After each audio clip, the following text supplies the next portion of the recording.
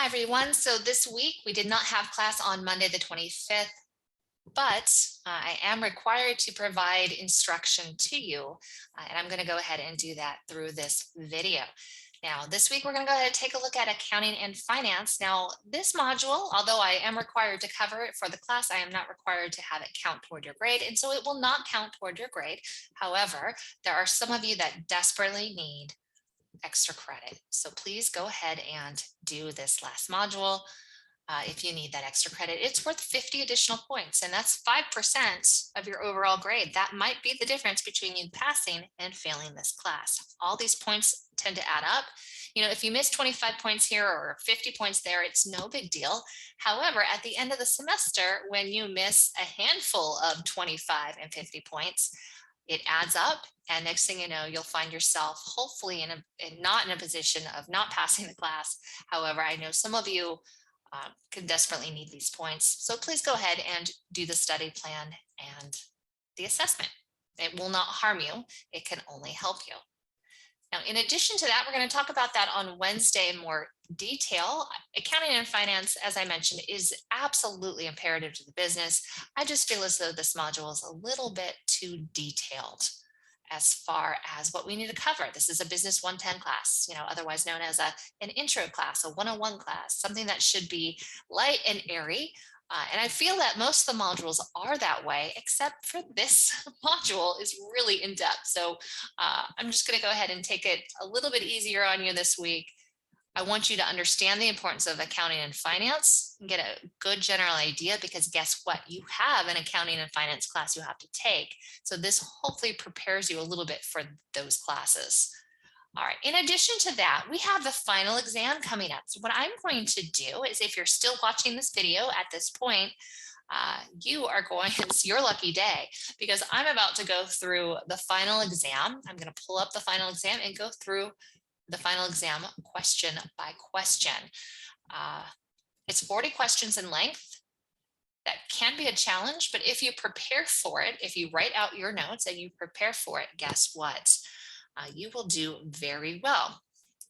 The purpose of the final exam is not to trick you or have you memorize random facts and figures.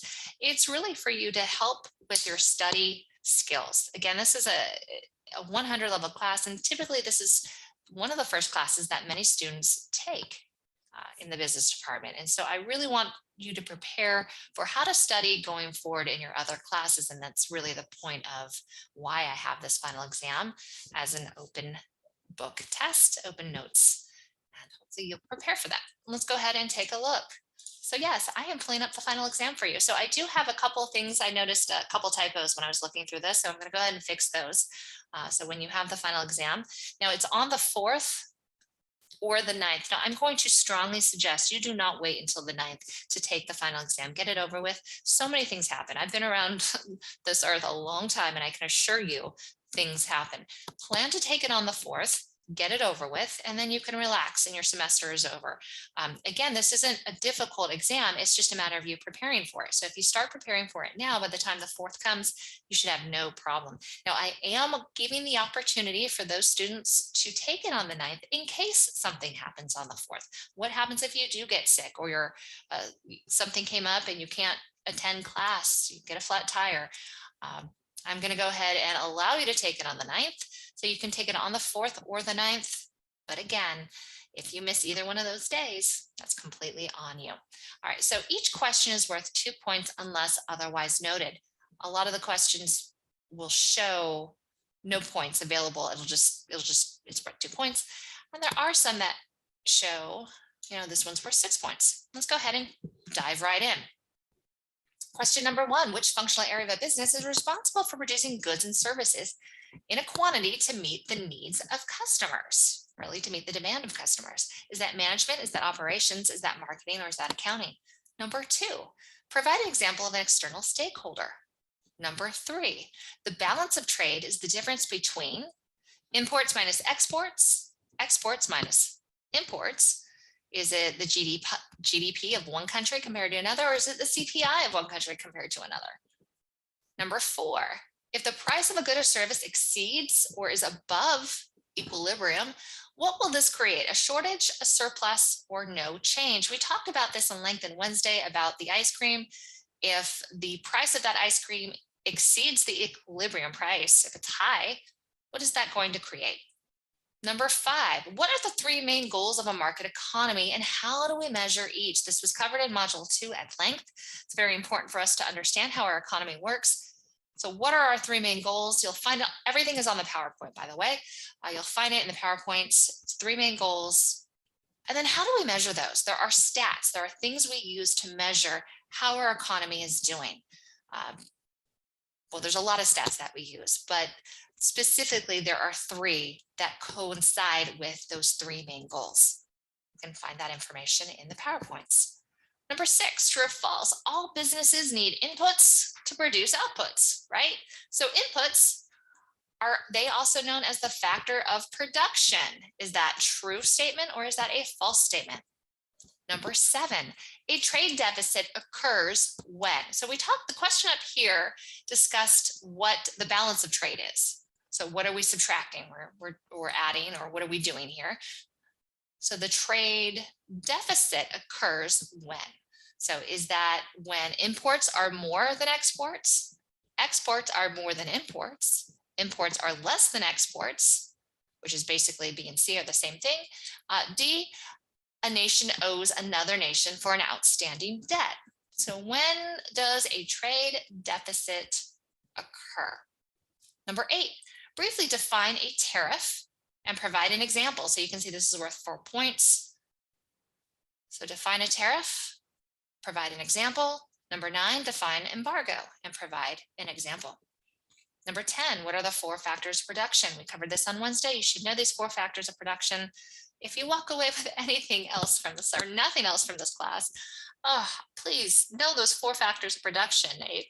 It pains me every time I ask this question, and because I ask it a lot throughout the semester, and we struggle with this. So please understand those factors of production, the 4 things needed to produce a product.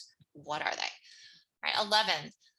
The law of demand is from what perspective? Is that from the buyer perspective or the seller perspective? That is found on a PowerPoint. Now, we covered that on Wednesday. If you don't remember, I assure you it's on a PowerPoint somewhere. Number 12. What sees motivation as rational? That individuals perceive their environment, they analyze it, they develop reactions and feelings, and then they respond to it in certain ways. Is that needs-based theory? Is that process-based theory? Is that goal-setting theory? Or is that reinforcement theory? Which one does that? Number 13, and some of these questions should look familiar because they came from the last test. I added some new ones, but a lot of them are, I did not reinvent the wheel because I, again, want you to have an understanding of this information. Number 13, SMART. SMART goals is an acronym for what? Number 14. What or blank is the ability to generate ideas creatively and intuitively, and then show comprehensive understanding of context and topics. What is that? Is that conceptual skills, strategic planning, logistical planning, or technical skills? Number 15, who used a study method based on the analysis of work motion? Who was that? True or false? The mission statement of a company is the formal summary of the aims and values of a company, organization, or an individual. So a lot of people confuse mission statement and vision statement. Make sure you understand the definitions of each and then answer this question. 17, the aim of what is to increase long-term profits and shareholder trust through positive public relations. Number 18, which management theory attempts to find a rational way to design an organization as a whole? Well, I'm going to go ahead and give you a little hint. There were only 2 management theories we studied in this class.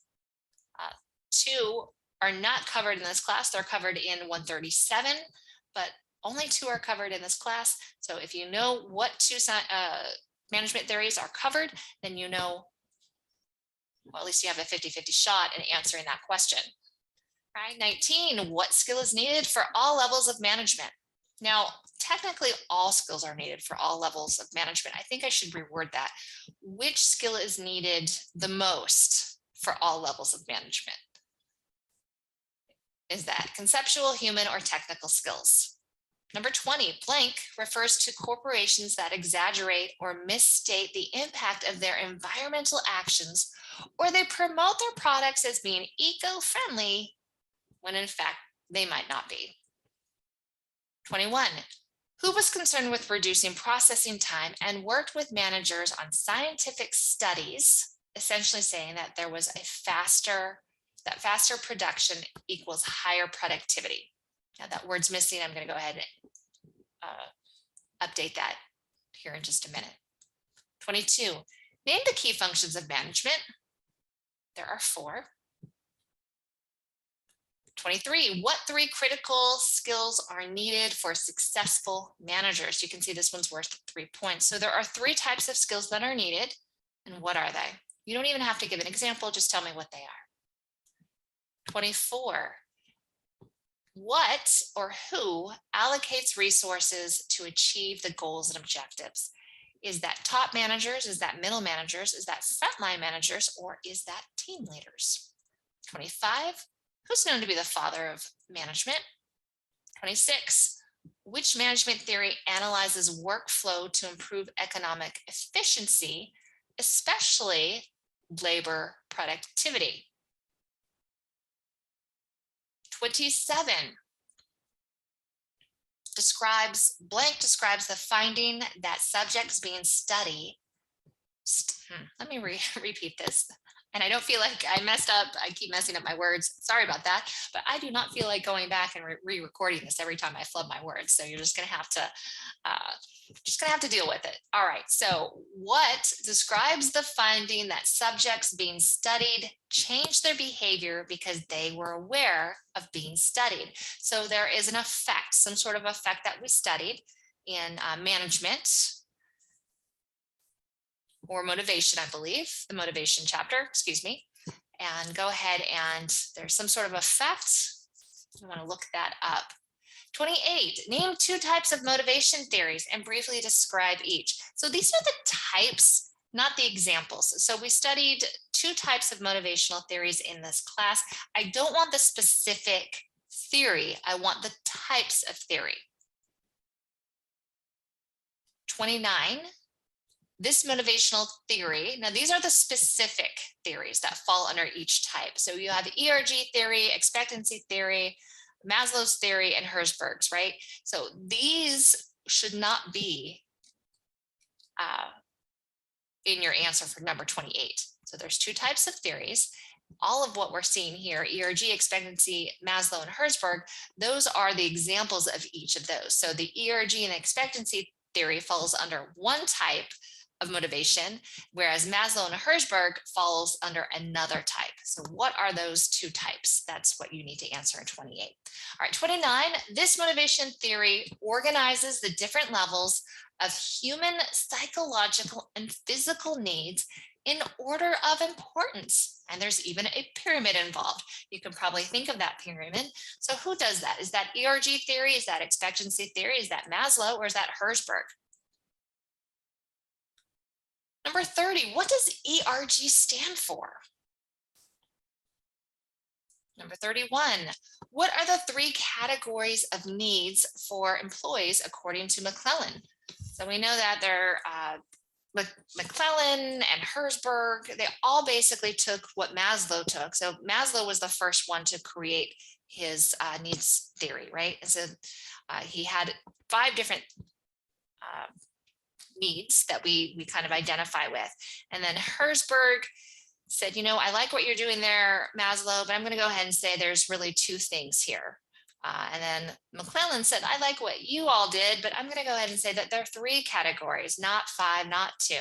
And so really what you need to do is kind of differentiate between all the different types of theories out there for motivation. So for McClellan, he said there are 3 categories. Maslow said there's 5 and Herzberg said there were 2. So what are McClellan's?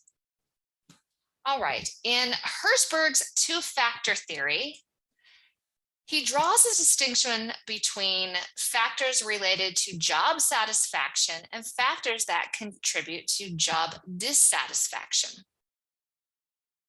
Herzberg's research indicated that hygiene or blank factors contributed to job satisfaction, and motivator or blank factors contributed to job dissatisfaction. So the question is, hygiene factors, are those external or internal? And motivators, are they internal or external? That's really how you have to answer that question. And this is found on a slide somewhere. 33. Name the 3 best known. Go ahead and fix that. The 3 best known process-based theories and describe each. So we have process-based theories out there.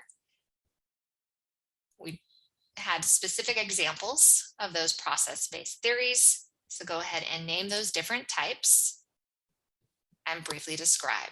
It's worth 6 points. All right, 34. What is the role of marketing? So it's worth 3 points, which means there's probably 3 answers here. The role of marketing has 3 important roles. What are they? 35. There are 4 factors that influence a consumer to buy a particular product or service. So what are they? So what are the 4 factors that influence a consumer to buy a product or service?